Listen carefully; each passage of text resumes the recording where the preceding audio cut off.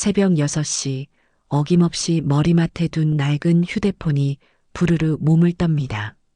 알람이 아니에요. 수십 년을 함께 산 남편의 기침 소리보다 자식의 첫 울음소리보다 더 제 신경을 곤두세우게 만드는 소리. 바로 아들 도연에게서 오는 오늘을 알리는 문자 메시지였습니다. 어머니, 오늘 오시죠? 유나 어제부터 할머니 보고 싶다고 했어요. 보고 싶어 했다는 말은 언제나처럼 덧붙이는 양념 같은 것이죠. 그 말의 진짜 뜻은 오늘도 당연히 출근하셔서 손주 돌보고 집안일 하셔야 합니다라는 아랫사람에게 내리는 지시나 다름없다는 것을 저는 잘 알고 있습니다. 답장은 하지 않아요. 제가 답을 하든 안 하든 1시간 뒤에 그 집 현관문 비밀번호를 누르고 있을 사람은 저일 테니까요. 뻐근한 허리를 두드리며 일어나 찬물로 겨우 세수를 마쳤습니다. 거울 속에는 푸석한 얼굴에 희끗한 머리가 엉망인 늙은 여자가 저를 보고 있었습니다. 언제부터인가 제 이름 박경자는 희미해지고 그저 누구의 엄마 유나 할머니로만 불리는 살. 그것이 저의 일상이 되었습니다. 주방으로 가 식은 밥에 물을 말아 넘기듯 마셨습니다. 아들 집에 가면 어차피 제 몫의 밥상은 없을 테니 이렇게라도 속을 채워둬야 하루를 버틸 수 있거든요. 옷이라고 해봐야 무릎 나온 낡은 바지에 색바랜 티셔츠뿐. 어차피 온종일 집안일에 시달릴 텐데 좋은 옷은 입어서 뭐 하겠어요. 그렇게 채비를 마치고 집을 나섰습니다. 버스를 2번 갈아타고 1시간이 넘게 걸려 도착한 곳은 번쩍이는 새 아파트 단지. 제 집보다 2배는 넓고 대리석으로 번쩍이는 그곳은 아들의 성이었고 저는 그 성에 고용된 이름 없는 하녀나 마찬가지였습니다. 익숙하게 비밀번호를 누르고 들어가자마자 제 예상이 한치도 틀리지 않았음을 확인합니다. 거실에는 어젯밤 아들 내외가 시켜 먹은 배달 음식 용기들이 뚜껑이 열린 채 뒹굴고 있었고 소파 위에는 벗어 던진 옷가지들이 산처럼 쌓여 있었습니다. 그리고 그 소파 한가운데 며느리 서윤이가 비스듬히 누워 휴대폰 화면에 코를 박고 있었죠. 어머니, 오셨어요? 눈길 한번 주지 않고 건네는 인사가 저를 반깁니다. 저는 대꾸 없이 현관에 벗어둔 제 낡은 신발을 구석으로 밀어넣고 서윤이가 벗어 던진 옷가지부터 개기 시작했습니다. 제게는 이것이 출근 도장이자 업무 시작을 알리는 의식 같은 것이었어요. 아, 어머니. 유나 기저귀 갈아야겠네요. 저기 설거지 좀 해주시고요. 분리수거도 오늘까지인데. 서윤이는 소파에 누운 채로 마치 리모컨으로 로봇 청소기를 조종하듯 저에게 명령을 내렸습니다. 고맙다는 말은 바라지도 않아요. 그저 저를 어머니라고 불러주는 것만으로도 감지덕지해야 할 판이었으니까요. 유나 방으로 들어가자 아이는 저를 보고 방긋 웃으며 팔을 뻗습니다. 이 집에서 저를 유일하게 사람으로 온전한 애정을 가진 존재로 반겨주는 것은 이 어린 손녀딸 뿐이었어요. 아이를 안아들자 달콤한 분유 냄새와 함께 묵직한 기저귀의 감촉이 느껴졌습니다. 아이의 엉덩이를 씻기고 새 옷으로 갈아입히는 동안 저는 잠시나마 시름을 잊을 수 있었습니다. 하지만 평화는 잠시뿐. 아이를 돌보는 와중에도 제 할 일은 태산이었습니다. 산더미 같은 설거지를 하고 음식물 쓰레기를 버리고 세탁기를 2번이나 돌리고 나니 허리가 끊어질 듯 아파왔습니다. 잠시 소파에 엉덩이를 붙이려는데 서윤이가 날카롭게 말하더군요. 어머니, 소파에 앉으시기 전에 바닥부터 좀 닦아주세요. 유나가 기어다니는데 먼지가 너무 많잖아요. 그 순간 정말 모든 것을 내려놓고 집으로 돌아가고 싶다는 충동이 목구멍까지 차올랐습니다. 하지만 이제 겨우 2돌 지난 유나의 얼굴이 아른거려 차마 그럴 수가 없었어요. 저는 말없이 무릎을 꿇고 걸레를 들었습니다. 차가운 바닥을 닦으며 제 눈에서 흐르는 것이 땀인지 눈물인지 분간할 수 없었습니다. 저녁 무렵 아들 도연이가 퇴근하고 돌아왔습니다. 그리고 그와 동시에 아들 내외의 외출 준비가 시작되었죠. 욕실에서는 향수 냄새와 헤어스프레이 냄새가 진동하고 안방에서는 이 옷 어때? 이 귀걸이가 낫지 않아? 하는 들뜬 목소리가 오갔습니다. 그들의 대화 속에 저나 유나의 자리는 없었습니다. 마치 저희는 그 집에 존재하지 않는 가구처럼 그들의 화려한 외출을 위한 배경처럼 존재할 뿐이었어요. 한껏 치장을 마친 며느리가 거실로 나오며 제게 말했습니다. 어머니, 저희 오늘 중요한 부부 동반 모임 있어서 좀 늦을 거예요. 아들 도연이 역시 넥타이를 바로잡으며 거들더군요. 엄마, 유나 저녁 먹이고 잘 재워줘. 우리 없다고 울리지 말고. 그 누구도 제게 식사는 하셨어요? 힘들지 않으세요? 라고 묻지 않았습니다. 그들은 자신들의 화려한 밤을 위해 저의 희생을 당연하게 요구하고는 현관을 나섰습니다. 쾅 하고 문이 닫히는 소리가 제 가슴에 대못처럼 박히는 듯 했습니다. 그렇게 또 한바탕 전쟁을 치르고 유나를 겨우 재우고 나니 시계는 밤 10시를 넘어서고 있었습니다. 온몸에 마디마디가 쑤시고 텅 빈 위장은 쓰리다 못해 아파왔습니다. 부엌으로가 냉장고를 열어보았지만 제 입으로 들어갈 만한 것은 아무것도 없었어요. 그들이 먹다 남긴 반찬 몇 가지와 요리를 해야만 먹을 수 있는 식재료들 뿐. 이 집의 모든 음식을 제 손으로 만들었지만 정작 제 몫은 없다는 사실이 새삼스레 서러웠습니다. 그때 식탁 위에 놓인 치킨 상자가 눈에 들어왔습니다. 어제 도연이가 퇴근길에 사온 것이었죠. 혹시나 하는 마음에 상자를 열어보았습니다. 기름지고 맛있는 날개와 다리는 흔적도 없고 아무도 거들떠보지 않은 퍽퍽한 닭가슴살 두어 조각만이 상자 구석에서 뒹굴고 있었습니다. 하지만 온종일 굶다시피 한 저에게는 그것마저도 감지덕지한 음식이었습니다. 저는 그중 가장 큰 조각을 집어들었습니다. 차갑게 식어 딱딱했지만 허기 앞에서는 문제될 것이 없었어요. 한 입 크게 베어 물고 우물거리며 삼키는 순간이었습니다. 달칵! 소리 없이 현관문이 열리고 약속에서 돌아온 며느리 서윤이가 거실로 들어섰습니다. 그녀는 제 손에 들린 닭가슴살과 제 입가를 번갈아 보더니 순식간에 얼굴을 굳혔습니다. 그리고는 얼음장처럼 차가운 목소리로 벌레라도 보는 듯한 경멸적인 표정으로 제게 말했습니다. 어머니, 지금 뭐 하시는 거예요? 그녀의 시선은 제 손에 들린 닭가슴살 조각에 박혀 있었습니다. 마치 제가 이 집에서 가장 귀한 보물이라도 훔친 것처럼. 그거 저희 내일 먹으려고 남겨둔 건데. 세상에 그 말이 제 귀에 박히는 순간 저는 입안에 있던 닭가슴살을 삼킬 수도 뱉을 수도 없었습니다. 딱딱하고 퍽퍽한 살점이 마치 돌덩이처럼 목구멍에 턱 걸려버린 기분이었지요. 고개를 들어 며느리 서윤이의 얼굴을 보았습니다.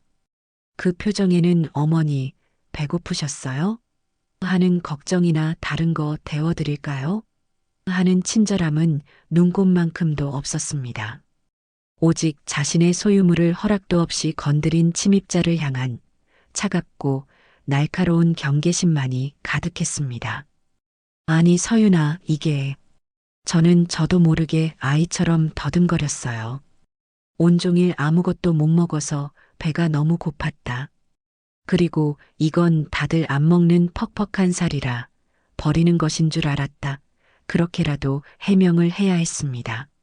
이 상황이, 이 모멸감이 현실이 아니길 바랐으니까요. 하지만 서윤이는 제 구차한 변명을 들을 생각이 전혀 없어 보였습니다. 오히려 한쪽 입꼬리를 비스듬히 올리며 가르치듯 말하더군요. 어머님, 배고프신 거랑 이건 다른 문제잖아요. 저희도 나름의 계획이라는 게 있는 건데, 그렇게 말 한마디 없이 남의 음식을 드시면 저희 계획은 어떡해요? 내일 점심에 도연 씨랑 간단히 데워서 때우려고 했던 거란 말이에요. 남의 음식, 그 단어가 다시 한번 제 가슴을 후벼 팠습니다. 그래요. 이곳은 이제 내 아들 집이 아니라 아들 내외의 집이었지요. 제가 들인 쌀로 밥을 짓고 제가 사다 놓은 식재료로 반찬을 만들어도 그 모든 것은 그들의 소유물이었습니다. 저는 그저 그들의 것을 이용해 밥상을 차리는 하녀일 뿐, 그 음식에 대한 권리는 조금도 없는 존재였던 겁니다. 수십 년 묵은 설움이 목구멍까지 차올랐습니다. 평생을 참고 참고 또 참아왔던 무언가가 제 안에서 뚝 하고 끊어져 버렸습니다. 내가 도연이 어미다.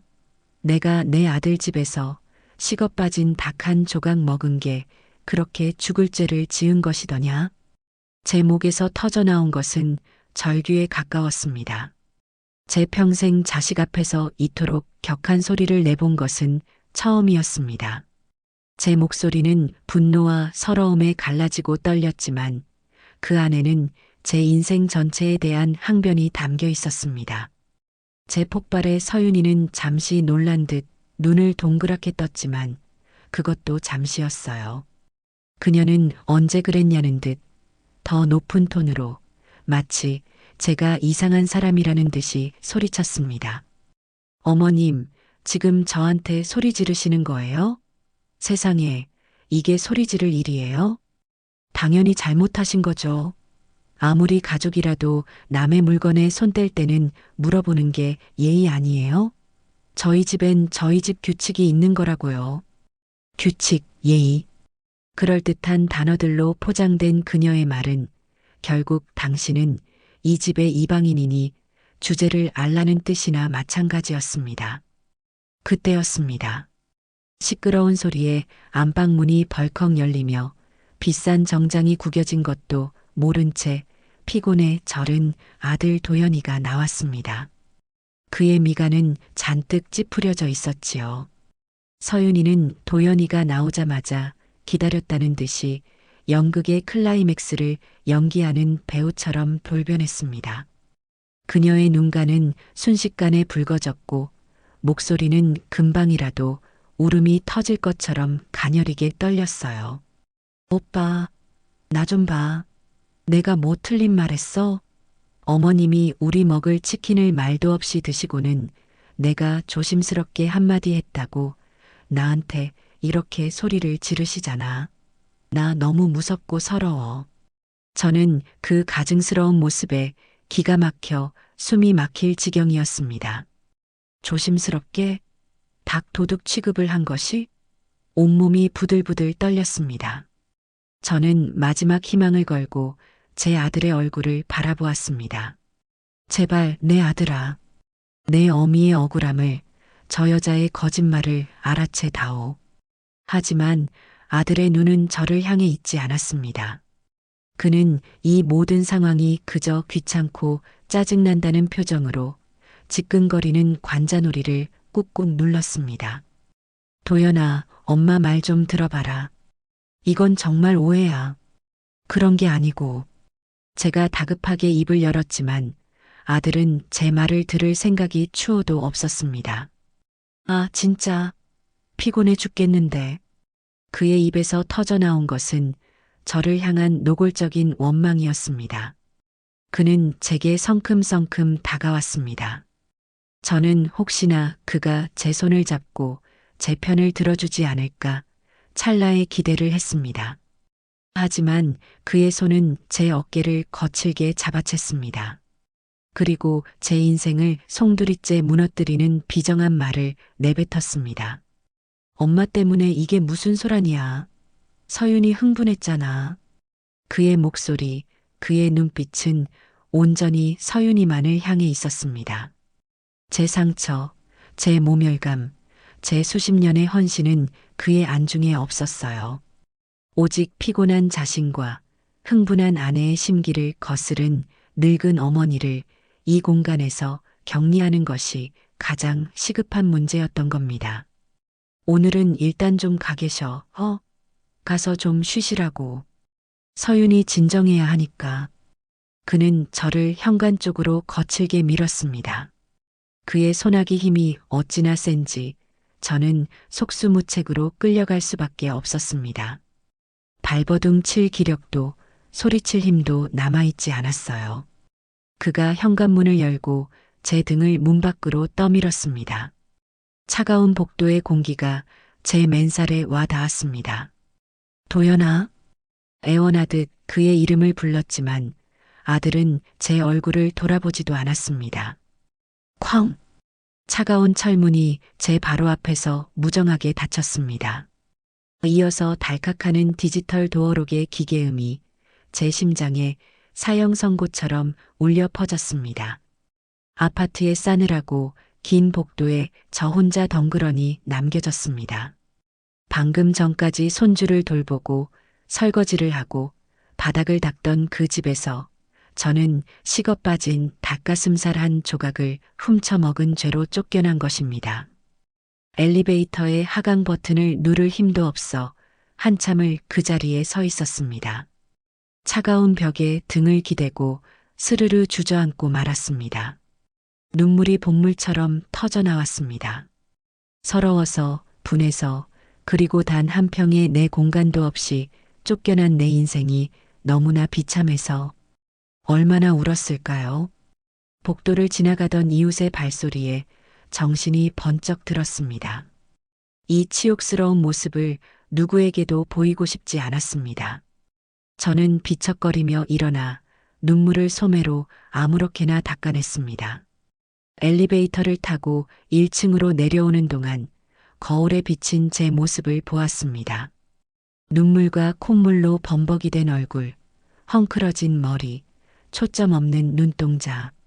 그야말로 세상에서 가장 불쌍하고 패배한 늙은이의 모습이었어요. 자동문이 열리고 아파트 단지 밖으로 나서자 칼날 같은 밤 공기가 제 뺨을 후려쳤습니다. 그 순간 정신이 번쩍 들었습니다. 그래, 패배한 것이 아니다. 아직 끝나지 않았다. 그 순간 저는 결심하고 또 결심했습니다. 다시는 내 발로 저 문지방을 넘는 일은 없을 것이라고. 저들이 나를 버렸듯 나도 이제 저들을 버릴 것이라고. 자정이 넘은 시각의 버스는 텅 비어 있었습니다. 버스는 정해진 노선을 따라 묵묵히 달렸고 저는 창밖의 풍경을 멍하니 바라보았습니다. 술에 취해 비틀거리는 젊은이들, 다정하게 팔짱을 낀 연인들, 야식을 사들고 종종 걸음으로 귀가하는 사람들. 세상은 저마다의 이야기 속에서 분주하게 움직이고 있었지만 그 안에 제 자리는 없는 것 같았어요. 1시간이 넘게 걸려 겨우 제 동네에 도착했습니다. 낡은 다세대 주택들이 모여있는 골목길은 가로등 불빛마저 희미해서 스산하기 그지없었지요. 삐걱거리는 대문을 열고 가파른 계단을 올라 제 집 현관문 앞에 섰습니다. 주머니에서 열쇠를 꺼내 문을 여는 순간 싸늘하고 묵은 공기가 제 얼굴을 확 덮쳤습니다. 며칠을 비운 집은 온기 하나 없이 차갑게 식어 있었습니다. 불도 켜지 않은 채 저는 거실 한가운데에 망연히 서 있었습니다. 그리고 제 인생을 영화 필름처럼 한 장면 되감기 시작했습니다. 20살의 시집와 남편과 함께 이 집의 터를 잡았지요. 남편은 성실했지만 몸이 약했습니다. 제가 시장에 나가 억척같이 돈을 벌어야 겨우 입에 풀칠을 할 수 있었어요. 그러다 덜컥 도연이가 생겼습니다. 아이를 낳고 기뻐한 것도 잠시, 남편은 자리에 눕고 말았습니다. 그 후로 10년 저는 남편 병수발과 아들 뒷바라지를 하며 제 청춘을 몽땅 갈아 넣었습니다. 남편이 세상을 떠나고 저는 더 악착같이 살았습니다. 제 옷 한 벌, 제 신발 한 켤레 사는 것이 사치라고 생각했어요. 시장에서 떨이로 파는 채소를 사다 반찬을 만들고 남들이 버리는 가구들을 주워다 썼습니다. 그렇게 모은 돈으로 도연이를 가르쳤습니다. 아들이 좋은 대학에 가고 대기업에 취직하고 어여쁜 며느리를 얻어 저번적이는 아파트로 이사했을 때 저는 세상을 다 얻은 것 같았습니다. 내 고생이 드디어 끝났다고 이제 아들 덕 좀 보며 편히 살 수 있을 거라고 믿었지요. 하지만 그 믿음은 얼마나 어리석은 착각이었을까요? 편안한 노후 대신 저를 기다린 것은 무급 가사도우미라는 새로운 역할이었습니다. 그들의 집에서 저는 단 한 번도 편히 쉬어본 적이 없었습니다. 그들의 밥을 차리고 그들의 빨래를 하고 그들의 아이를 키웠습니다. 그리고 오늘 밤 저는 그 집에서 닭가슴살 한 조각 때문에 쫓겨났습니다. 퍽퍽한 닭가슴살. 제 인생이 꼭 그것 같다는 생각이 들었습니다. 기름지고 맛있는 부위는 언제나 남들의 몫이었지요. 제게 허락된 것은 언제나 아무도 거들떠보지 않는 퍽퍽하고 맛없는 부위뿐이었습니다. 남들이 먹다 남긴 것을 아까워하며 제 배를 채웠고 남들이 베푼 동정을 감사히 여기며 제 마음을 달랬습니다. 그렇게 살아온 제 인생에 대한 회한과 분노가 심장을 쥐어짰습니다. 저는 홀린 듯이 안방으로 들어가 장롱 깊숙한 곳에 넣어둔 낡은 오동나무 상자를 꺼냈습니다. 상자를 열자 나프탈렌 냄새와 함께 저의 지나간 시간들이 쏟아져 나왔습니다. 빛바랜 흑백 졸업 앨범, 교복을 입고 친구들과 어깨동무를 한 채 세상 무서운 줄 모르고 웃고 있는 18배 제가 있었습니다.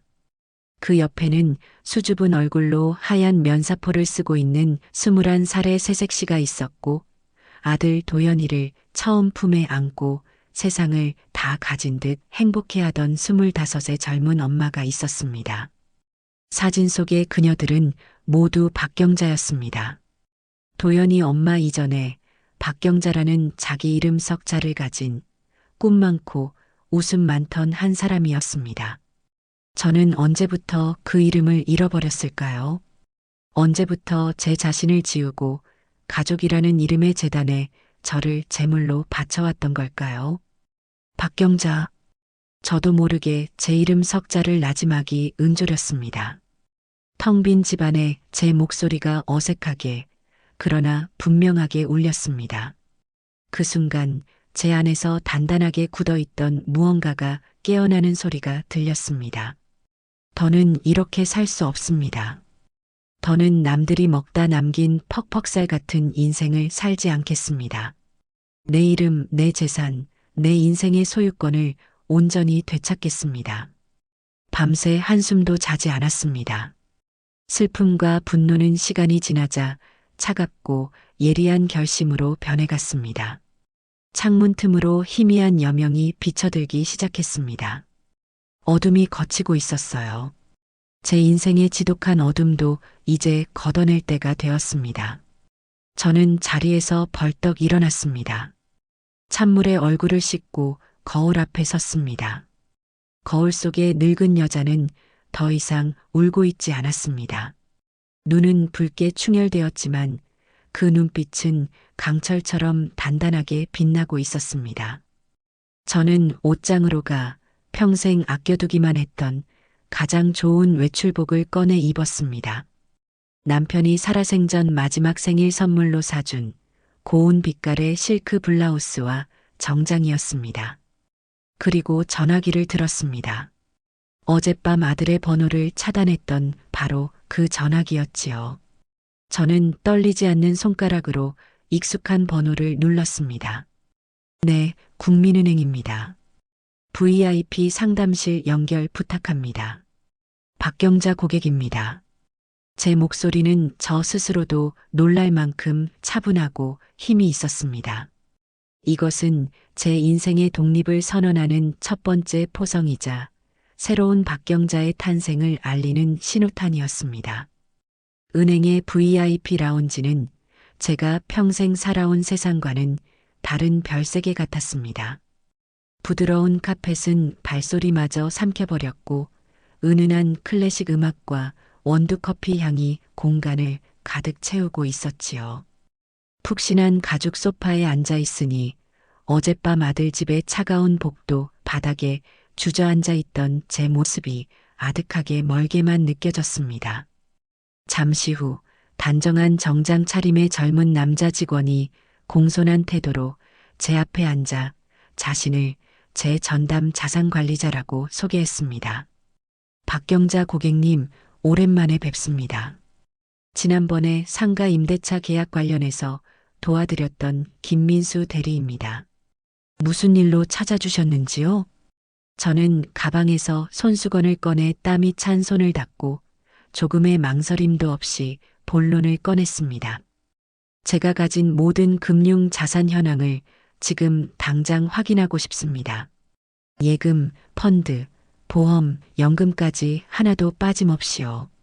김 대리는 제 단호한 태도에 잠시 의아한 표정을 지었지만 곧바로 제 요청대로 컴퓨터를 조작하기 시작했습니다. 잠시 후 그는 깔끔하게 정리된 명세서를 여러 장 출력해 제게 건넸습니다.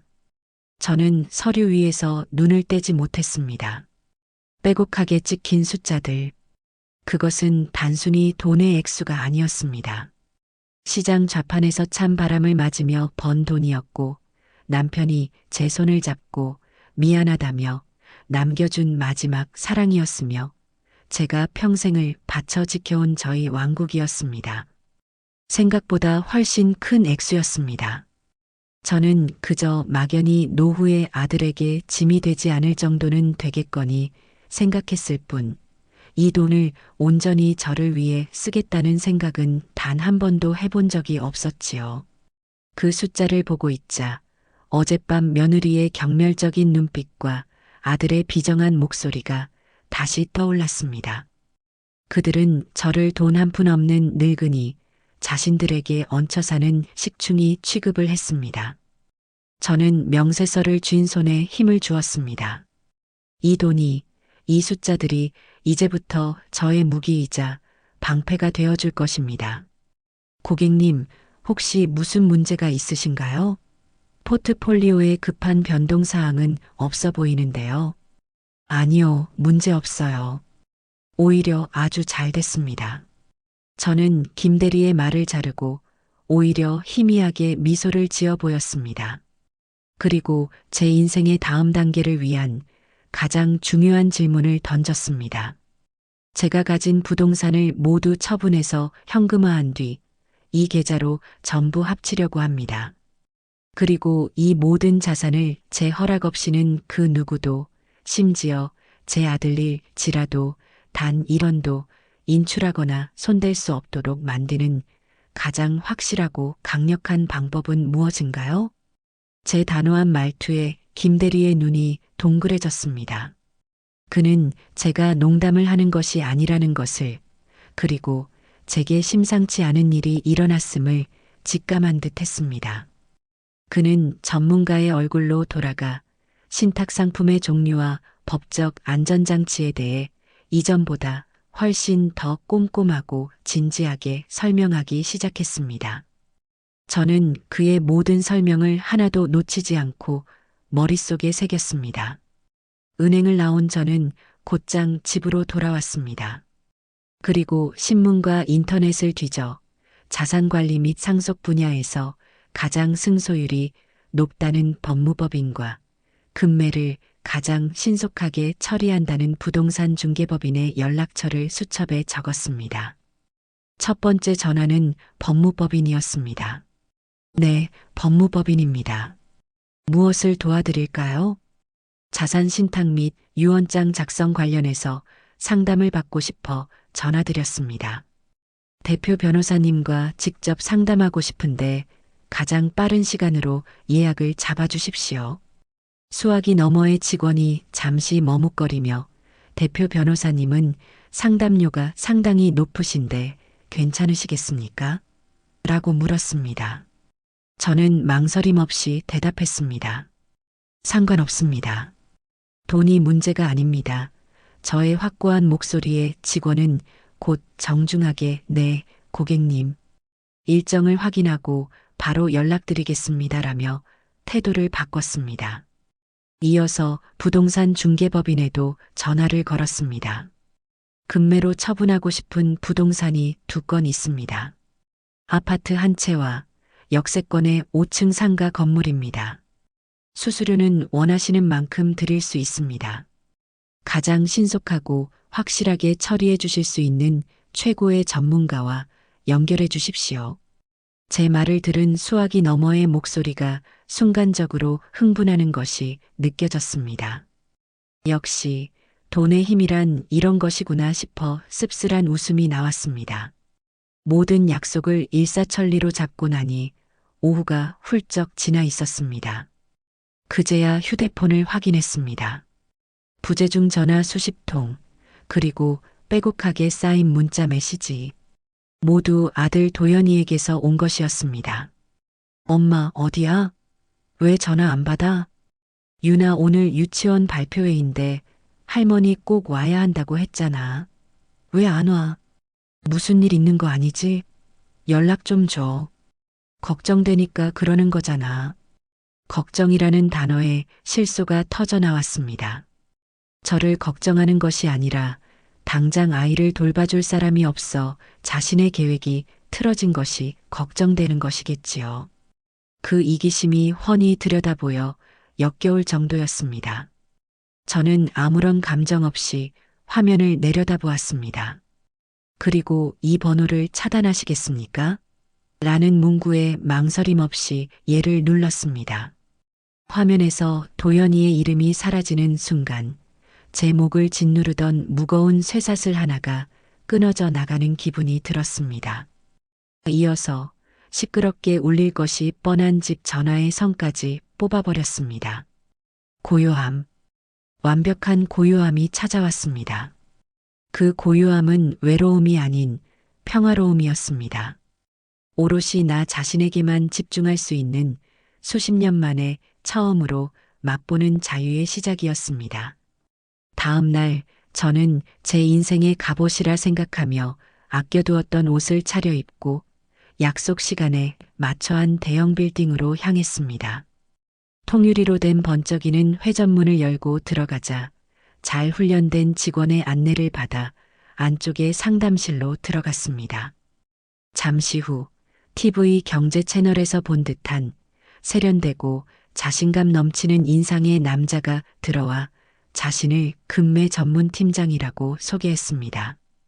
박경자 고객님, 전화 주셔서 감사합니다.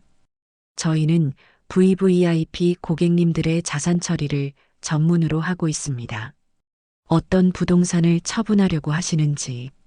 저는 가방에서 준비해온 등기부등본과 건축물 대장, 토지 대장 등 관련 서류 전부를 꺼내 테이블 위에 펼쳐놓았습니다.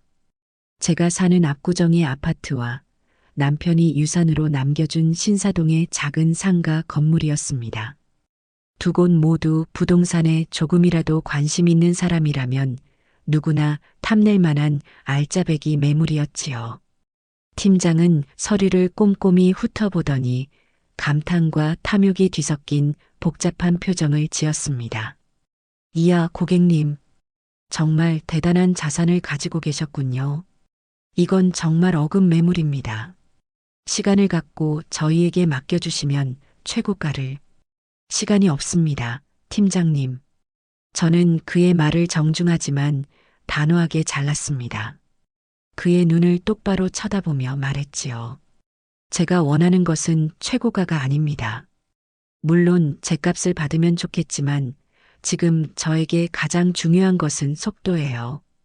이 부동산들을 최대한 빨리 그리고 아무런 뒤탈 없이 현금으로 바꾸고 싶습니다. 저의 확고한 태도에 팀장은 잠시 저를 다시 훑어보았습니다. 그의 눈빛은 어수룩한 노인을 상대로 한몫 챙기려던 사냥꾼의 눈빛에서 중요한 결정을 내리는 거물급 고객을 대하는 전문가의 눈빛으로 바뀌어 있었습니다. 알겠습니다, 고객님. 뜻이 그러시다면 저희가 가장 잘하는 방식으로 진행하겠습니다. 저희가 보유한 VVIP 고객 리스트에 이 매물을 비공개로 올리고 가장 자금력이 확실한 매수자를 신속하게 찾아내겠습니다. 계약서에 사인하시죠. 저는 그 자리에서 바로 전속 중개 계약서에 사인을 했습니다. 제 손으로 제 이름 석자를 쓰고 도장을 찍는 순간 지난 수십 년간 저를 얽매였던 과거의 집과 완벽하게 결별하는 기분이 들었습니다. 부동산 사무실을 나온 저는 곧바로 어제 예약해둔 법무법인으로 향했습니다. 서울에서 가장 높은 빌딩의 최상층에 위치한 변호사 사무실은 그 위용만으로도 저를 압도하는 듯 했습니다. 하지만 저는 더 이상 주눅 들지 않았습니다. 중후한 분위기의 대표 변호사 사무실, 저를 맞이한 것은 TV 토론 프로그램에서 날카로운 논리로 상대방을 제압하던 바로 그 유명 변호사였습니다. 그는 제 이야기를 단 한 번도 끊지 않고 끝까지 들어주었습니다. 그리고 제 이야기가 끝나자 따뜻한 차를 한 잔 권하며 말했습니다. 어머님, 지난 세월 정말 고생 많으셨습니다. 이제라도 어머님 본인의 삶을 되찾으시겠다니 법률가이기 이전의 한 사람으로서 진심으로 응원하고 싶습니다. 그의 진심 어린 위로에 순간 울컥했지만 저는 눈물을 삼켰습니다. 지금은 울 때가 아니었으니까요. 그래서 변호사님, 제 뜻을 완벽하게 이룰 수 있는 가장 확실한 법적 장치가 필요합니다. 물론입니다. 그는 자리에서 일어나 책장에서 두꺼운 법전을 꺼내들며 설명하기 시작했습니다. 어머님의 뜻을 완벽하게 실현하기 위해서는 유언대용 신탁이 가장 적합합니다. 어머님께서 가진 모든 재산, 즉 부동산을 처분한 현금과 금융자산 전부를 신탁회사에 맡기는 겁니다. 그리고 그 신탁 계약서에 아주 상세한 조항들을 넣는 것이지요. 첫째, 어머님께서 살아계시는 동안 이 신탁 재산에서 발생하는 모든 수익과 원금 인출 권한은 오직 수익자인 어머님, 박경자 여사님 한 분에게만 귀속됩니다. 둘째, 자녀분들을 포함한 그 어떤 제3자도 이 신탁 재산에 대해 압류나 상속을 주장할 수 없도록 방어 조항을 넣을 겁니다. 셋째, 어머님께서 세상을 떠나시면 장례비 등 최소한의 비용을 제외한 신탁 재산 잔액 전부는 어머님께서 지정하시는 공익재단에 즉시 기부되도록 명시하는 겁니다. 이렇게 하면 자녀분들은 유류분 반환 청구 소송 외에는 할 수 있는 것이 아무것도 없게 됩니다. 그리고 그 소송조차 매우 길고 힘든 싸움이 될 것이고요. 변호사의 설명을 들으며 제 미래를 지켜줄 철옹성이 눈앞에 세워지는 기분이었습니다. 저는 그 자리에서 모든 법률 절차를 변호사에게 위임했습니다. 수십 년간 저를 짓눌렀던 어머니라는 이름의 책임감과 의무감의 무게가 한결 가벼워지는 것을 느꼈습니다. 모든 공적인 절차를 마친 뒤 저는 허름한 동네 찻집으로 향했습니다. 쌍화차의 달콤 쌉쌀한 향기가 가득한 곳. 그곳에는 제 유일한 친구 영희가 저를 기다리고 있었습니다. 젊어서부터 시장에서 함께 장사를 하며 온갖 고생을 같이 겪어낸 제게는 친자매나 다름없는 친구였지요. 경자야, 얼굴이 왜 이렇게 반쪽이 됐어? 그 잘난 아들 녀석이 또 무슨 짓을 했구나. 영희는 제 얼굴을 보자마자 단번에 알아챘습니다. 저는 영희 앞에 앉아 지난 이틀간 있었던 모든 일을 낱낱이 털어놓았습니다. 퍽퍽한 닭가슴살 한 조각으로 시작된 모멸, 아들의 집에서 쫓겨나던 밤의 비참함, 그리고 은행과 변호사 사무실을 오가며 내린 제 인생의 중대한 결심까지. 제 이야기가 끝나자 영희는 쌍화차 찻잔을 탁 소리나게 내려놓으며 분노를 터뜨렸습니다. 그 몹쓸 것들, 천하의 벼락 맞을 것들, 지 애미한테 어떻게 그런 짓을 할 수가 있어. 안 되겠다. 내가 가서 그 며느리년 머리끄덩이를 다 뽑아놓고 와야지. 영희는 당장이라도 아들 집으로 쫓아갈 듯이 길길이 날뛰었습니다. 저는 그런 영희의 손을 조용히 잡았습니다. 영희야, 이제 됐어. 그렇게 감정적으로 싸우는 건 내가 지는 거야. 나는 이제 다른 방법으로 싸울 거야. 그제야 영희는 제 눈빛이 예전과 완전히 달라졌음을 깨달은 듯 했습니다. 그녀는 잠시 저를 뚫어지라 쳐다보더니 이내 제 손을 마주 꽉 잡으며 눈시울을 붉혔습니다. 경자야, 정말 잘 생각했다. 100번, 1000번 잘했다. 내 인생, 이제라도 찾아야지. 그동안 너무 고생 많았어. 우리 경자. 친구의 따뜻한 위로에 단단하게 굳어있던 제 마음이 한순간에 녹아내리는 듯 했습니다. 결국 저는 영희 앞에서 참았던 눈물을 쏟아냈습니다. 하지만 그 눈물은 더 이상 서러움과 비참함의 눈물이 아니었습니다. 새로운 시작을 앞둔 후련함과 다행스러움의 눈물이었습니다. 우리는 한참을 마주잡은 손을 놓지 않았습니다. 이제 곧 거대한 폭풍이 몰아칠 것을 알고 있었습니다. 하지만 저는 더 이상 혼자가 아니었습니다. 든든한 법의 방패와 제 마음을 온전히 알아주는 단 한 명의 동지가 곁에 있었습니다. 두려울 것이 하나도 없었습니다. 제가 제 인생의 소유권을 되찾기 위한 전쟁을 선포한 후 며칠간은 폭풍 전야의 고요함이 흘렀습니다. 아들의 번호를 차단하고 집 전화선을 뽑아버린 제 세상은 놀라울 정도로 평온했지요. 저는 그동안 엄두도 내지 못했던 일들을 했습니다. 해가 중천에 뜰 때까지 늦잠을 자고 먼지를 뒤집어 쓴 채 책장에 꽂혀 있던 낡은 소설책들을 꺼내 먼지를 털어내며 읽었습니다. 라디오에서 흘러나오는 옛 노래를 따라 흥얼거리기도 했어요. 수십 년 만에 처음으로 저는 오직 저 자신만을 위해 시간을 보냈습니다. 하지만 이 고요함이 영원하지 않으리라는 것을 저는 잘 알고 있었습니다. 제가 쏘아 올린 공은 반드시 땅으로 떨어지게 마련이고 그 파장은 결코 작지 않을 테니까요. 그들은 분명 저를 찾아낼 것이고 그때는 지금과 비교도 할 수 없는 거대한 소용돌이가 몰아칠 것이었습니다. 저는 그저 담담하게 그날을 기다리고 있었습니다. 예상대로 그날은 생각보다 빨리 찾아왔습니다. 하지만 그 방식은 제가 짐작했던 것과는 조금 달랐어요. 저는 아들 녀석이 홧김에 집으로 쳐들어오거나 딸 민서가 울며불며 매달리리라 생각했지요. 하지만 그들은 저를 직접 공격하기 전에 제 주변을 맴돌며 탐색하는 보다 교활한 방법을 선택했습니다. 그날 오후 저는 창가에 앉아 시들어가던 군자란 화분에 물을 주고 있었습니다. 봄볕이 따사롭게 거실을 채우고 있었고 모든 것이 평화로워 보였지요. 그때였습니다. 아파트 현관 앞으로 번쩍이는 검은색 외제 세단 한 대가 미끄러져 들어왔습니다.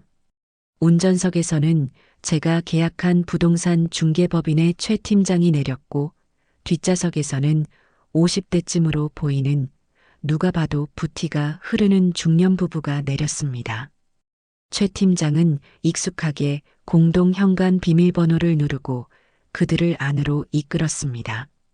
그들의 목적지가 어디인지는 불을 보듯 뻔한 일이었어요.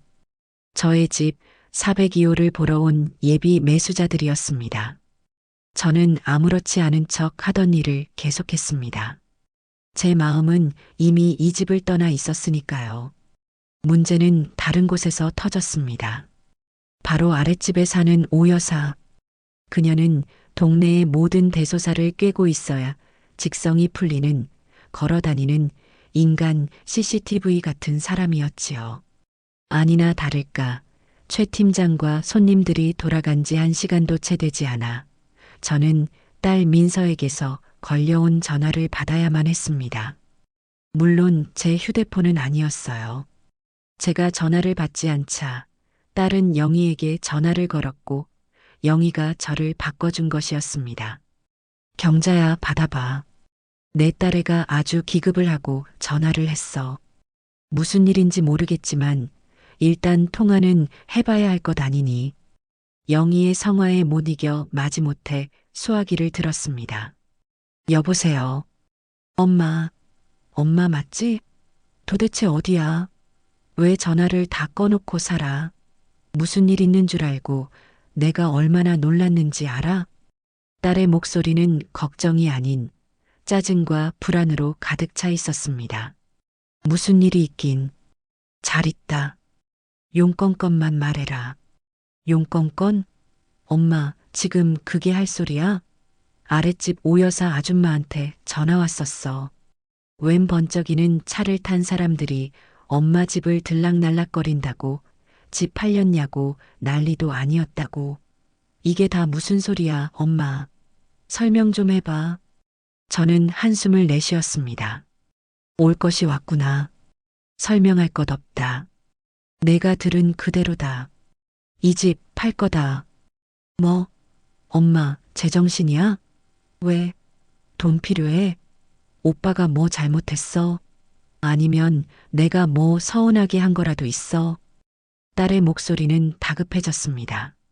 하지만 그 다급함 속에는 저에 대한 걱정보다 자신에게 미칠 불이익에 대한 계산이 깔려 있다는 것을 저는 느낄 수 있었습니다. 그런 거 아니다. 그냥 이제 나도 내 인생 좀 살아보려고. 너희는 너희 인생 살고 나는 내 인생 살고. 그거면 된 거다. 엄마, 제발 말도 안 되는 소리 하지 마. 오빠랑 당장 얘기해 봐야겠어. 민서는 제 말을 들으려 하지 않고 일방적으로 전화를 끊었습니다. 그리고 30분 뒤 이번엔 모르는 번호로 전화가 걸려왔습니다. 공중전화일 것이라 짐작하며 마지못해 전화를 받았습니다. 수화기 너머에서는 예상대로 분노로 이성을 잃은 아들 도연이의 목소리가 터져 나왔습니다. 엄마, 엄마 맞지? 지금 뭐 하는 짓이야? 집을 팔아? 우리한테 말 한마디 없이, 상의도 없이, 어떻게 그럴 수가 있어? 거긴 우리가 살던 집이잖아. 내 어린 시절이 있고, 유나랑 추억이 있는 집이라고. 추억? 그 단어가 너무나 우스워서 저도 모르게 헛웃음이 터져 나왔습니다. 도연아, 정신 차려라. 내 어린 시절, 너는 대학에 가자마자 이 집을 떠났다. 결혼하고 나서는 명절 때나 겨우 얼굴 한번 비추는 게 전부였지. 내 아내와 내 딸에게 이 집은 그저 하룻밤 묵어가는 시골 할머니 댁 정도의 의미밖에 없어. 추억은 무슨 놈의 추억. 이 집에 깃든 것은 너희의 추억이 아니라 내 한숨과 내 노동뿐이다. 그리고 언제부터 내 재산 처분하는데 내 놈 허락이 필요했지? 내가 내 보호자라도 되니? 끊는다. 다시는 이런 일로 전화하지 마라. 저는 제 말만 하고 전화를 끊어버렸습니다. 아마 길길이 날뛰고 있겠지요. 그리고 그 분노는 정확히 1시간 뒤 저희 집 초인종 소리로 이어졌습니다. 딩동, 딩동, 딩동. 마치 부서져라 울리는 소리에 저는 올 것이 왔구나 싶었습니다. 인터폰 화면에는 예상대로 분노와 불안으로 일그러진 아들 도연이와 며느리 서윤이의 얼굴이 보였습니다. 그리고 그들의 손에는 보란 듯이 유명 브랜드의 로고가 선명한 치킨 상자가 들려 있었습니다. 저는 아주 천천히 시간을 들여 현관으로 걸어 나갔습니다. 그리고 문을 열었습니다. 문이 열리자마자 서윤이는 준비한 연기를 시작하려는 듯 표정을 바꾸려 했지만 그들의 진짜 속내는 이미 얼굴에 다 드러나 있었습니다. 걱정이 아닌 자신들의 몫이 사라질지도 모른다는 공포와 탐욕. 어머니, 도연이가 저를 부르며 집 안으로 들어서려 했습니다. 하지만 저는 문을 반쯤만 연 채 현관 앞을 막아서서 비켜주지 않았습니다. 제 단호한 태도에 그들은 당황하며 우뚝 멈춰 섰습니다. 무슨 일로 왔니? 나는 너희와 할 이야기가 없다고 했을 텐데. 제 목소리는 겨울 호수 표면처럼 차갑고 고요했습니다. 서윤이가 한 손에 들고 있던 치킨 상자를 앞으로 내밀며 금방이라도 울음이 터질 듯한 목소리를 냈습니다. 어머니, 저희가 정말 죽을 죄를 지었어요. 그날은 저희가 너무 피곤하고 예민해서 그랬어요. 그깟 치킨 때문에 어머니께서 이렇게까지 마음 상하실 줄은 정말 몰랐어요. 이거 어머님 좋아하시는 걸로 제일 비싼 걸로 사왔는데 이거 드시고 제발 화 푸세요. 네. 그들의 손에 들린 치킨 상자를 보자 위장이 뒤틀리는 듯한 역겨움이 치밀어 올랐습니다. 저 기름진 닭고기 조각으로 이 모든 모욕과 상처를 덮을 수 있다고 생각하는 저들의 천박함에 몸서리가 쳐졌습니다. 저는 그들을 그리고 그들의 손에 들린 위선 덩어리를 차갑게 내려다보았습니다. 제 눈빛에 담긴 경멸을 그들도 분명히 읽었을 것입니다. 현관 앞에 숨막히는 대치는 칼날 위를 걷는 것처럼 아슬아슬하게 이어졌습니다. 아들 내외는 어떻게든 집 안으로 들어와 저를 회유하고 압박하려 했고 저는 한치의 물러섬도 없이 문 앞을 지켰습니다. 그들의 얼굴에는 초조함과 당혹감, 그리고 자신들의 계획이 틀어지고 있다는 것에 대한 노골적인 분노가 뒤섞여 있었습니다. 하지만 이대로 현관에서 소란을 피우는 것은 동네 사람들의 구경거리밖에 되지 않을 터. 저는 이 지긋지긋한 연극의 마지막 막을 제 손으로 직접 내리기로 결심했습니다. 저는 깊은 한숨을 내쉬며 굳게 닫았던 문을 조금 더 열어주었습니다. 들어오너라. 제 허락에 그들은 기다렸다는 듯이 마치 개선장군이라도 된 것처럼 집 안으로 들어섰습니다. 하지만 저는 그들이 거실의 푹신한 소파에 앉는 것을 허락하지 않았습니다. 거기 서 있거라. 그들은 신발도 벗지 못한 채 좁은 현관에 어정쩡하게 서서 저와 마주해야 했습니다. 그들의 위치는 명확했습니다. 이 집의 주인이 아닌 처분을 기다리는 죄인의 자리였지요. 서윤이는 들고 온 치킨 상자를 어색하게 신발장 위에 올려놓았습니다. 따끈한 온기와 고소하고 기름진 냄새가 좁은 공간에 안개처럼 퍼졌습니다. 그 냄새는 며칠 전에 그 밤 제가 느꼈던 처절한 허기와 모멸감을 다시금 생생하게 상기시켰습니다. 제게는 그저 역겨운 위선의 냄새일 뿐이었습니다. 서윤이가 먼저 무릎이라도 꿇을 듯이 자세를 낮추며 준비해온 대사를 읊기 시작했습니다. 그녀는 정말 세상에서 가장 서럽고 죄 많은 사람인 양 눈물을 뚝뚝 흘리며 제 손이라도 잡을 듯이 애원하기 시작했습니다. 어머님, 제가 정말 죽을 죄를 지었어요. 제가 그날 제정신이 아니었어요. 회사 일도 너무 힘들고 유나 키우는 것도 지쳐서 너무 예민해져 있었나 봐요. 그래서 어머님께 그런 못된 말을 해버렸어요. 제가 입이 방정이고 속이 좁았어요.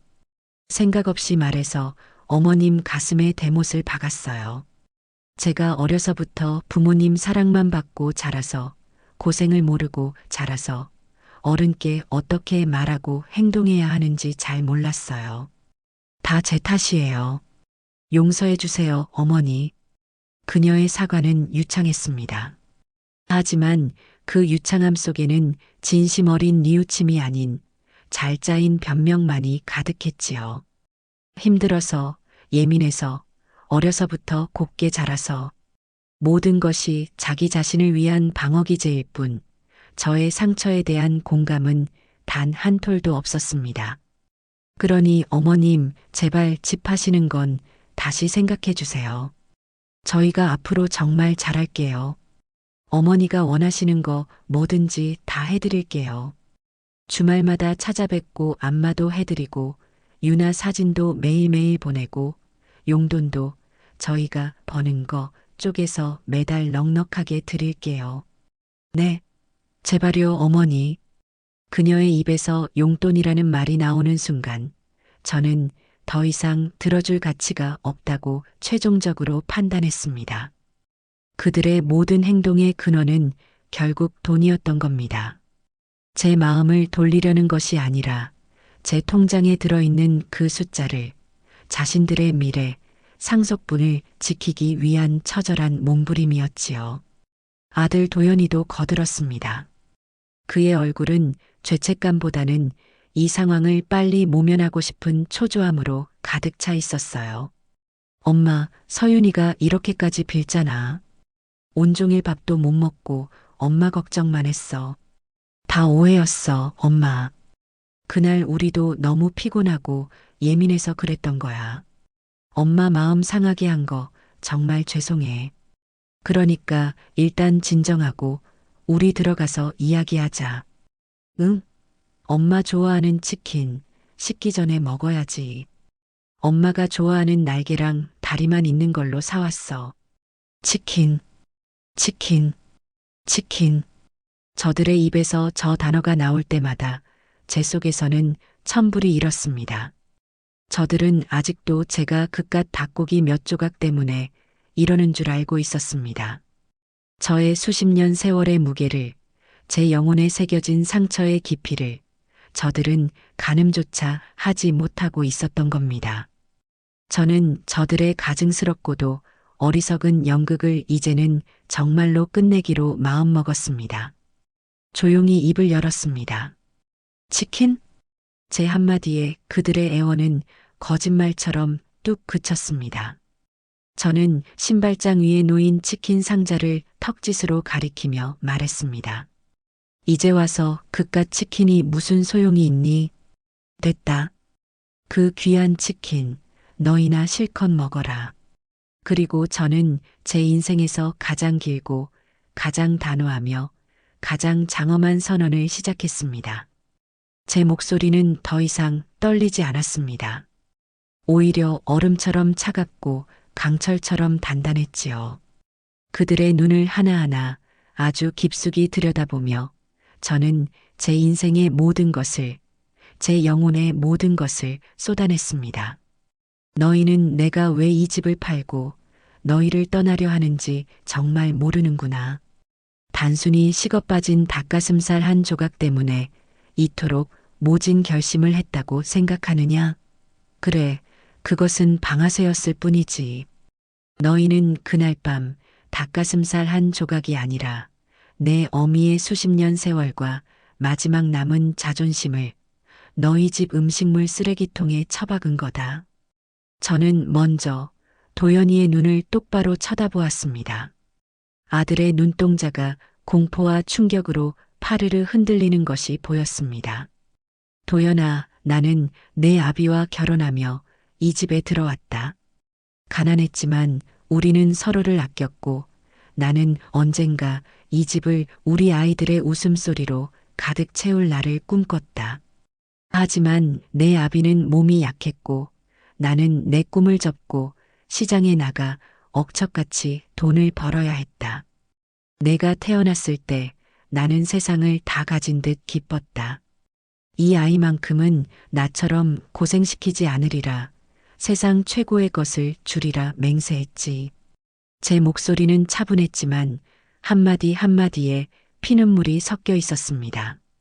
내 등록금을 벌기 위해 나는 한겨울에도 냉골 같은 좌판에 앉아 손님들에게 머리를 조아렸다. 내 손에 따뜻한 찐빵 하나 더 쥐어주려고 나는 손님들이 먹다 남긴 어묵 국물로 허기를 채웠다.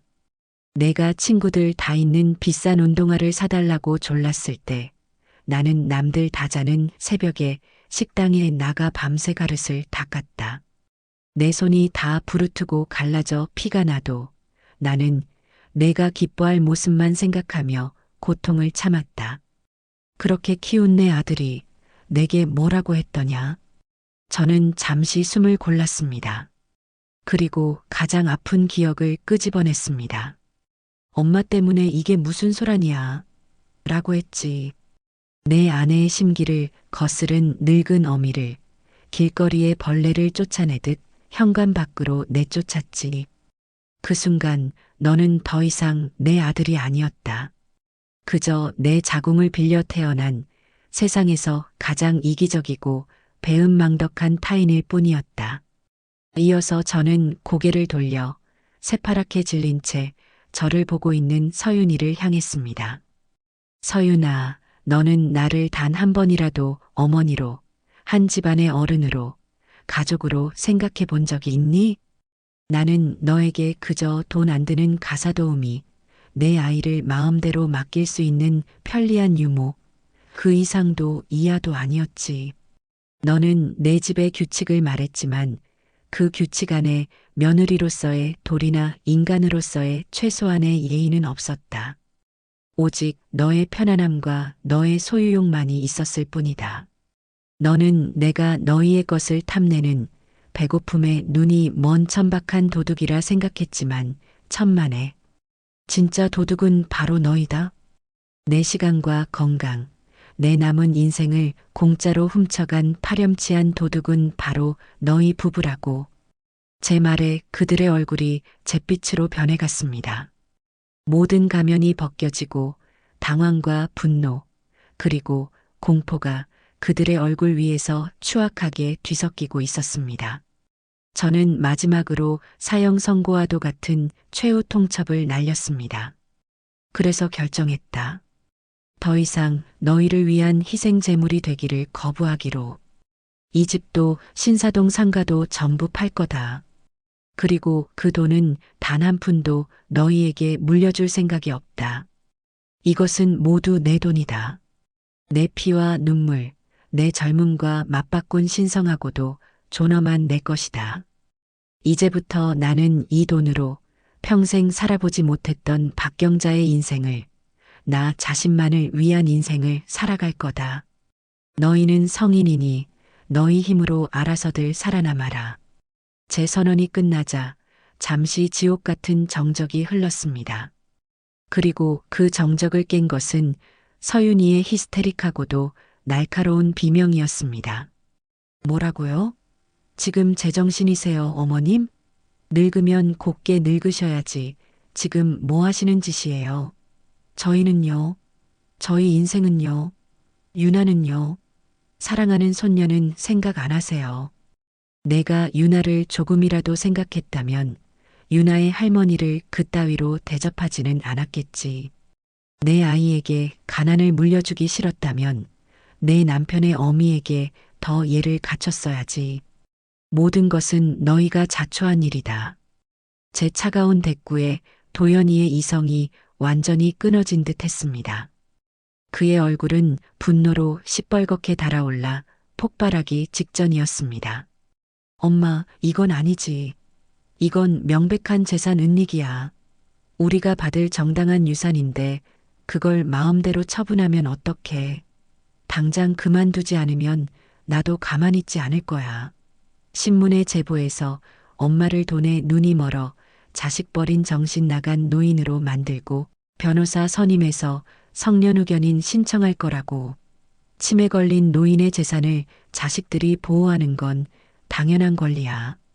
유산, 치매.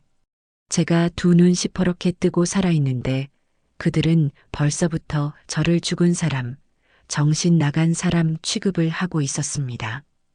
그 추악하고도 끔찍한 탐욕에 저는 마지막 남았던 한 톨의 정마저 산산조각 났습니다. 저는 소리내어 웃었습니다. 크고 서늘하고 공허한 웃음이었습니다. 소송? 마음대로 해보거라. 대한민국 최고의 변호사가 내 뒤를 지키고 서 있으니 어디 한번 덤벼봐. 내 놈들이 내 재산의 손가락 하나라도 될 수 있는지 아니면 빈손으로 쫓겨나 평생 후회하며 살게 되는지. 결과는 법정에서 보면 되겠지. 저는 그 말을 끝으로 현관문을 닫으려고 했습니다. 하지만 그 전에 해야 할 일이 남아 있었지요. 저는 신발장 위에 놓인 치킨 상자를 집어들었습니다. 그리고 현관문을 활짝 열고 그 상자를 복도 바닥에 쿵 소리가 나게 내려놓았습니다. 너희의 가증스러운 재물은 받지 않겠다. 이제 내 집에서 썩 꺼지거라. 제가 안으로 들어와 문을 닫으려 하자 도연이가 문틈으로 발을 집어넣으며 악을 썼습니다. 저는 조금도 망설이지 않고 온 힘을 다해 문을 밀어버렸습니다. 아! 아들의 고통스러운 비명과 함께 저는 문을 닫고 2중, 3중으로 모든 잠금 장치를 걸어버렸습니다. 문 밖에서는 엄마 미쳤어. 두고 봐. 평생 혼자 외롭게 고독사할 거야. 이 문 열어. 당장 열라고. 하는 고함과 욕설, 문을 발로 차고 주먹으로 두드리는 소리가 한동안 지진처럼 이어졌습니다. 저는 현관문에 기댄 채 그 모든 소리를 들었습니다. 시끄러웠지만 제 마음은 놀랍도록 평온하고 오히려 후련했습니다. 드디어 지긋지긋한 과거와의 완전하고도 통쾌한 결별을 이뤄낸 순간이었습니다.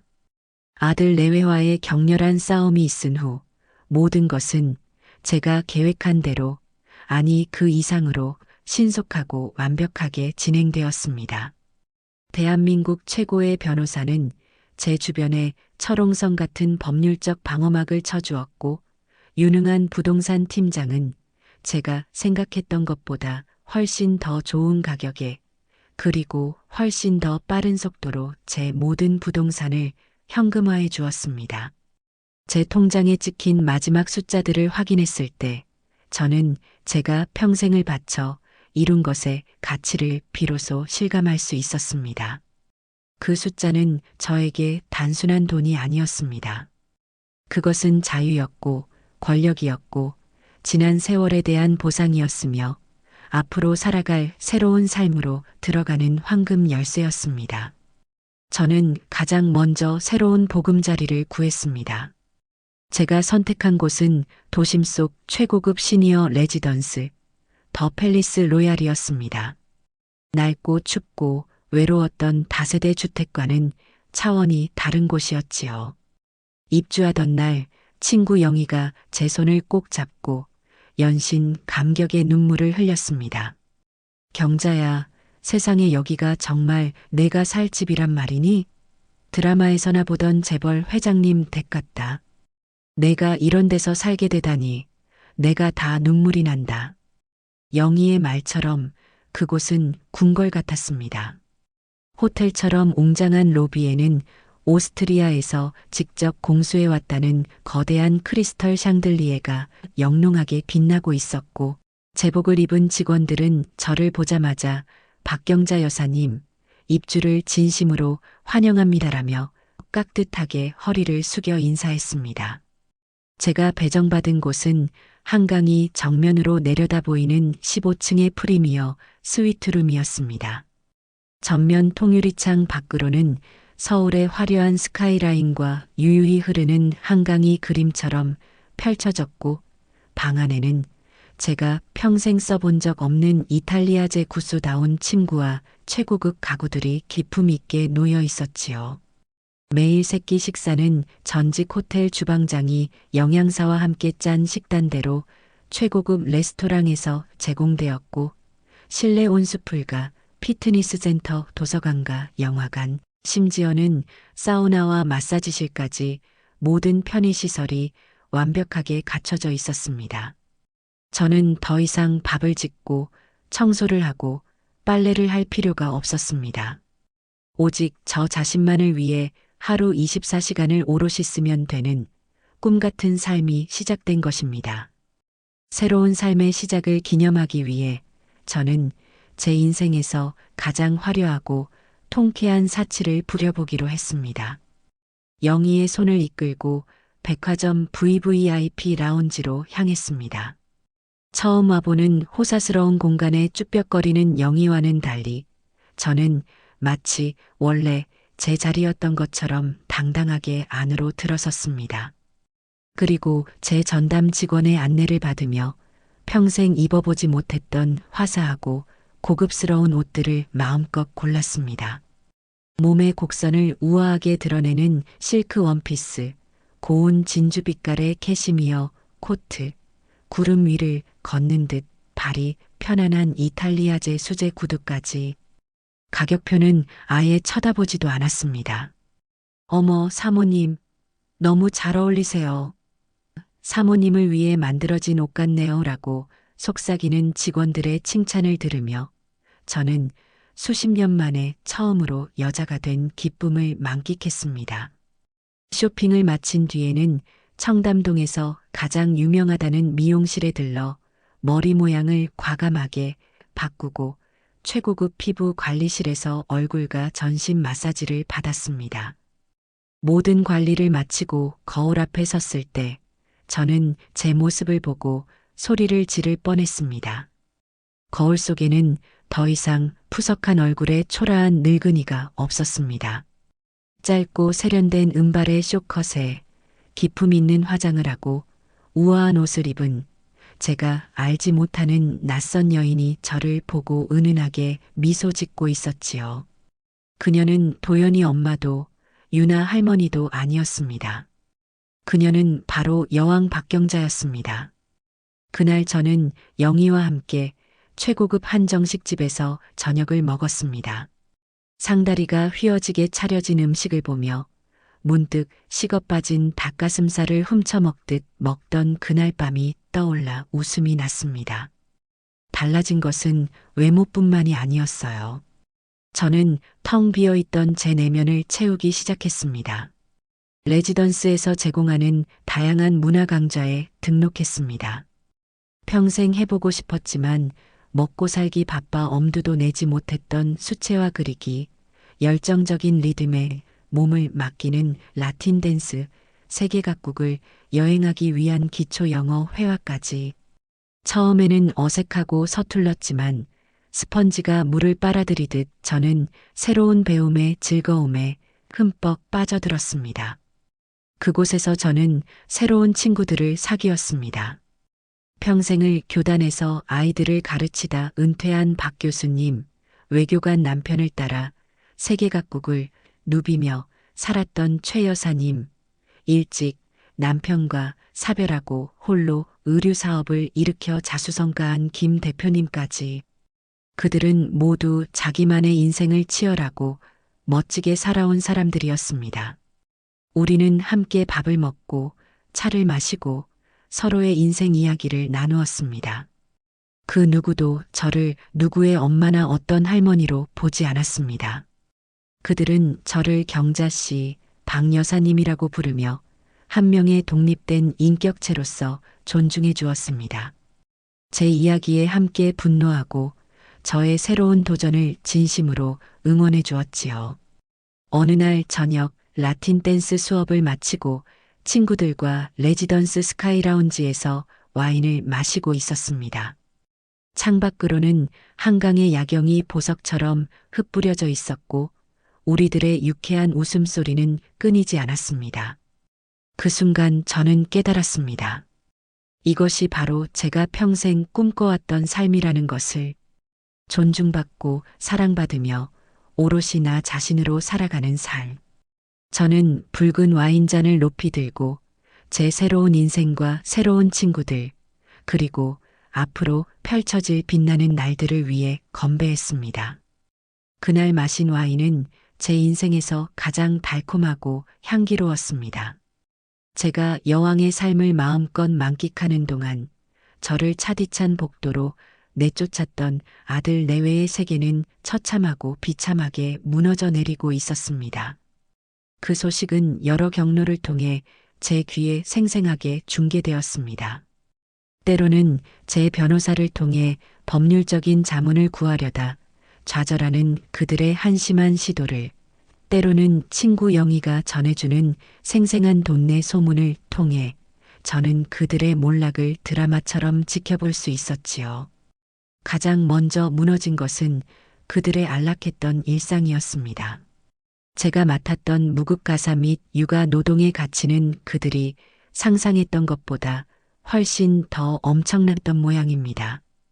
며느리 서윤이는 당장 유나를 맡길 곳이 없어 발을 동동 굴렀습니다.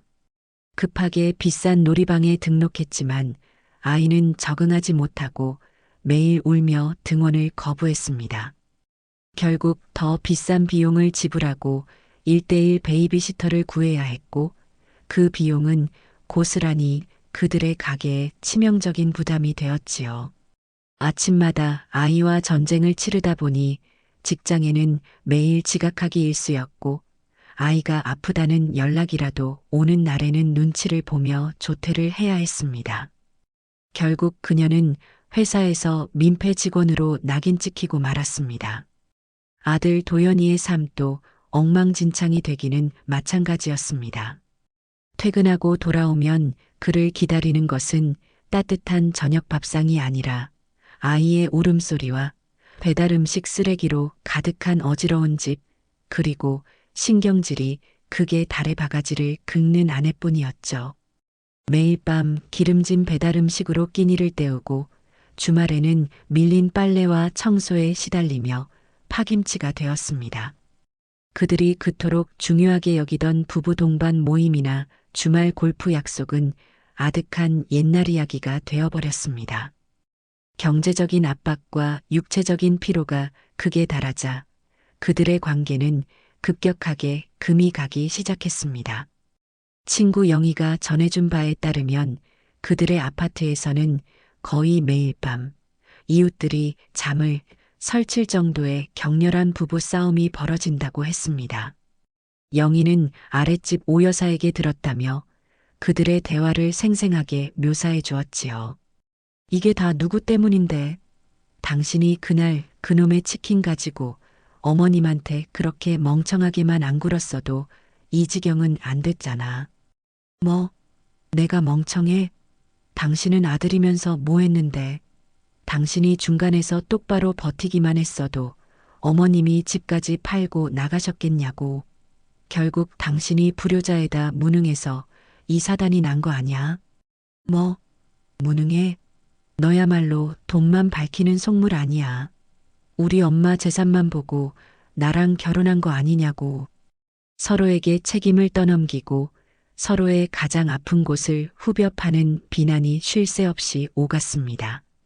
그들이 쌓아 올린 위선적인 사랑과 행복이라는 것은 결국 저의 희생이라는 토대 위에 아슬아슬하게 세워진 모래성에 불과했던 것이지요. 제가 그 토대를 빼버리자 그들의 성은 속절없이 무너져 내렸습니다. 궁지에 몰린 그들은 마지막 발악을 시도했습니다.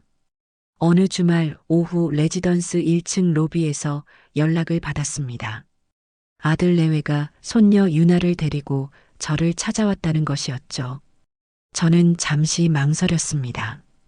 유나의 얼굴이 눈에 밟혔지만 그들의 의도가 너무나 뻔히 보였기에 마음이 무거웠습니다. 저는 컨시어지에 5분만 로비에서 기다리시라고 정중하게 전해주세요라고 말하고는 가장 우아한 외출복으로 갈아입고 천천히 로비로 내려갔습니다.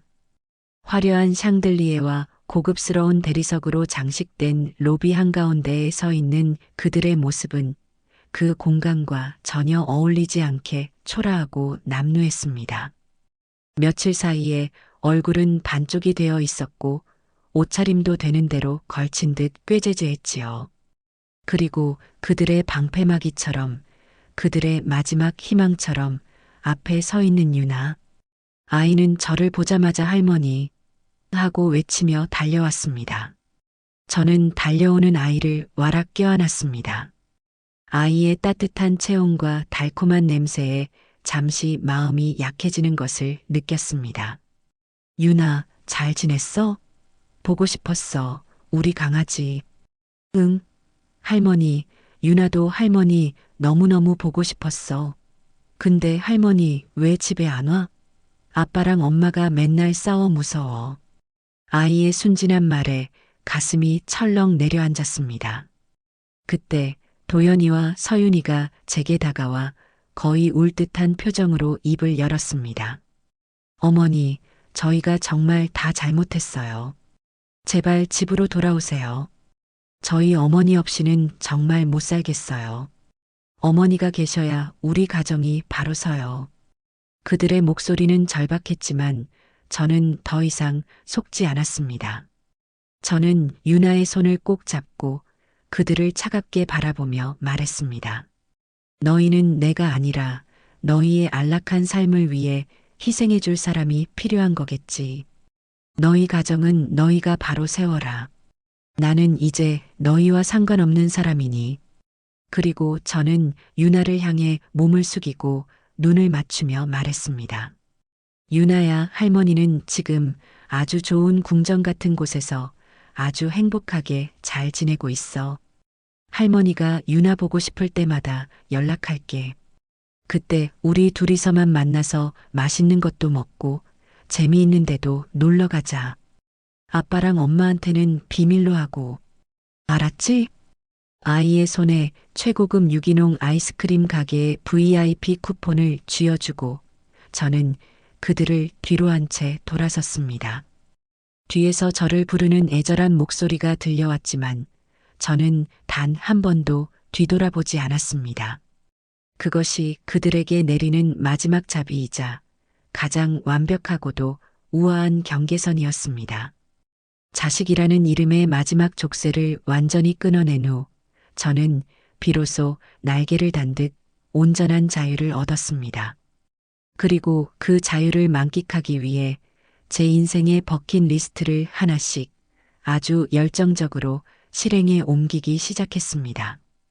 그 첫 번째는 바로 평생의 꿈이었던 세계 일주의 시작, 지중해 크루즈 여행이었습니다.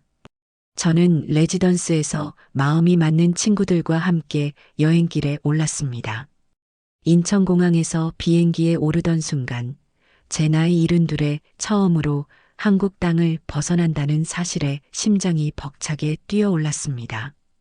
비행기가 육중한 몸을 일으켜 창공으로 솟아오르고 제가 살던 서울의 풍경이 점처럼 작아질 때 저는 지긋지긋했던 과거의 모든 것들과 완벽하게 이별하고 있음을 느꼈습니다. 크루즈 여행은 하루하루가 꿈 같은 시간의 연속이었습니다. 이탈리아 로마의 콜로세움 앞에 서서 2000년 역사의 웅장함에 압도당했고 베네치아의 좁은 수로를 따라 곤돌라에 앉아 낭만적인 세레나데를 들었으며 그리스 산토리니의 눈부신 푸른빛과 하얀 건물들의 조화에 넋을 잃었습니다.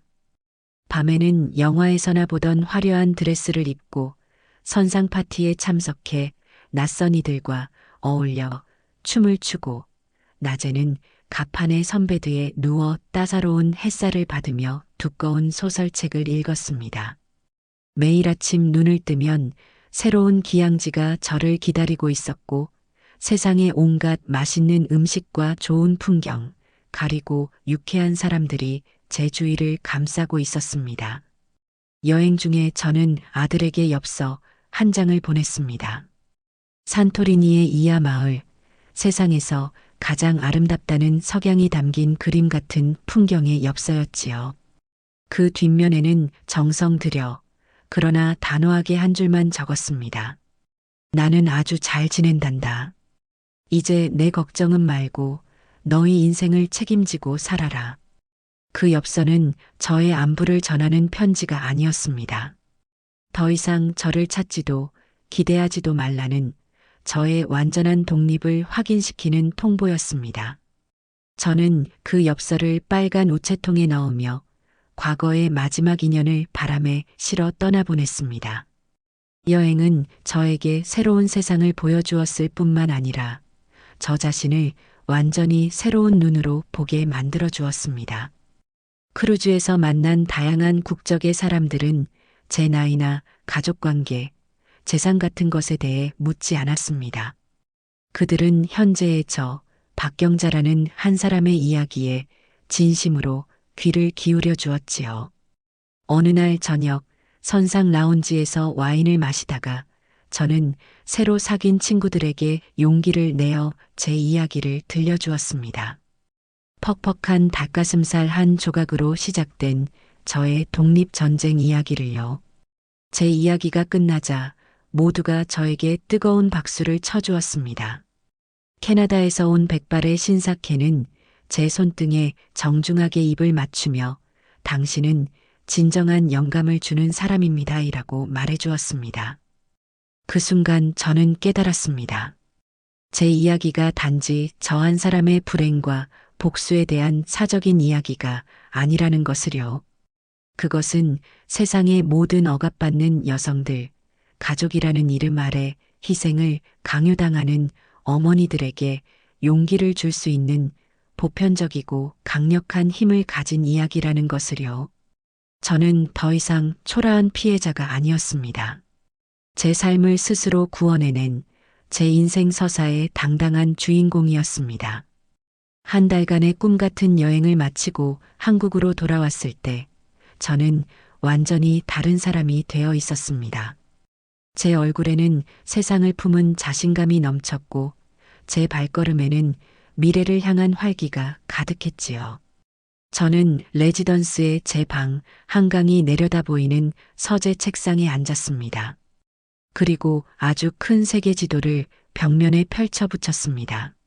지중해의 아름다운 도시들 위에 예쁜 보석 핀을 꽂았습니다. 그리고 앞으로 가야 할 곳들을 바라보았습니다. 아프리카 세렝게티의 광활한 초원에서 사자들을 보고 페루 마추픽추의 신비로운 유적을 두 발로 걷고 아이슬란드의 밤하늘에서 황홀한 오로라를 마주할 것입니다. 세상은 넓고 제가 가보아야 할 곳, 경험해야 할 것들은 너무나도 많았습니다. 저는 다음 여행 계획을 세우기 시작했습니다. 어떤 옷을 입고 무엇을 먹고 누구와 함께 이 기쁨을 나눌지 상상하는 것만으로도 가슴이 터질 듯이 뛰었습니다. 더 이상 과거에 얽매여 눈물 흘리지 않았습니다. 저를 배신한 자식들을 원망하며 제 소중한 시간을 낭비하지도 않았습니다. 저의 무대는 이제 좁은 부엌이나 답답한 거실이 아니었습니다. 나의 세계, 나의 무대는 바로 이 광활하고 아름다운 세상 전체였습니다. 제2의 인생은 이제 막 화려한 막을 올렸을 뿐이었습니다.